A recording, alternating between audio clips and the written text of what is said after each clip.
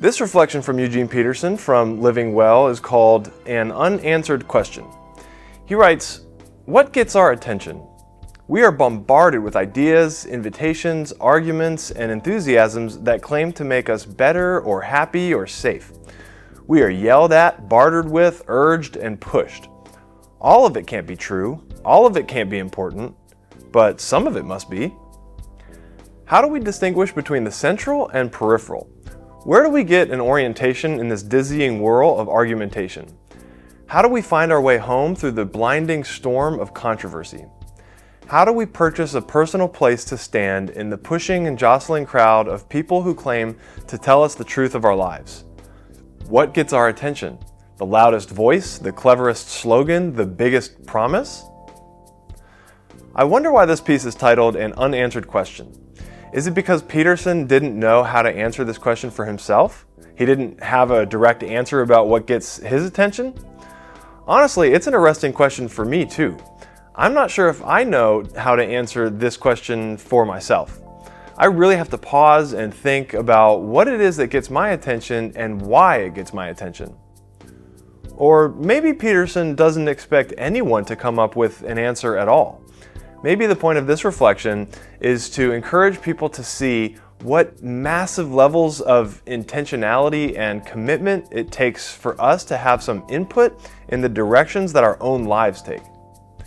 Maybe it's simply a call to be more mindful and conscious of what it is that we're giving our time and our energy and our minds and our desires and loves to. To me, Peterson seems to be saying, hey, it's a really good idea to be very aware of what it is you're letting your soul be filled with. Because of our chaotic world, it's very easy to let our souls be filled with all kinds of stuff without our conscious involvement. And it's likely that when that happens, we'll find that our souls are filled with all kinds of stuff that are ultimately not life-giving or ultimately good. Guard the nourishment of your soul as if it was unfathomably important, because it is. At the risk of potentially missing the entire point of Peterson's short reflection, I'll share one thing that I believe helps me be conscious of what I let fill my soul. I think Jesus was right.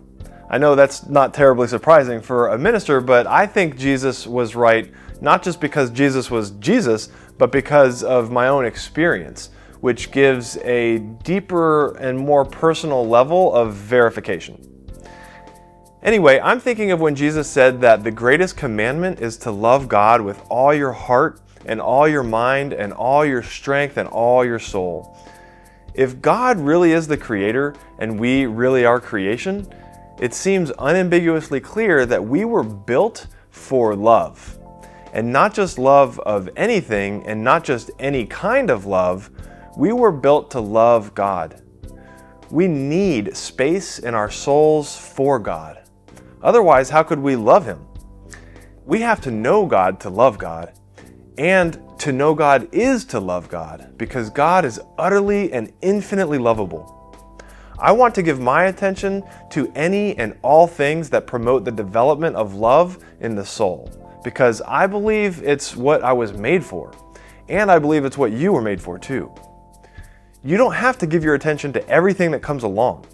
You can reserve it for the things that nourish love for God in the soul, which of course means then a love for all things, all our neighbors everywhere.